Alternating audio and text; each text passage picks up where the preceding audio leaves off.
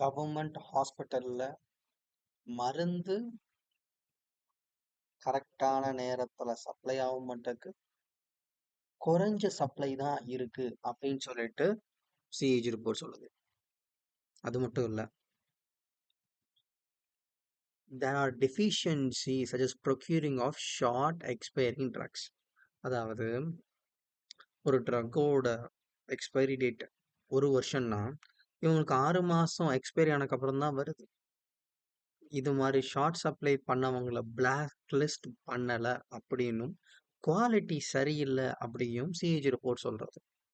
அது மட்டும் இல்லாம lapses on the part of Tamil Nadu Medical Service Corporation resulting in lifting of non-standard quality drugs for the issue to the patients of healthcare centers. Standard இல்லாத மருந்துகளை தமிழ்நாடு மருத்துவமனையில் பேஷண்ட்ஸுக்கு கொடுத்துருக்காங்க அப்படின்னு சொல்லி சிஏஜி சொல்றது. இது ஒரு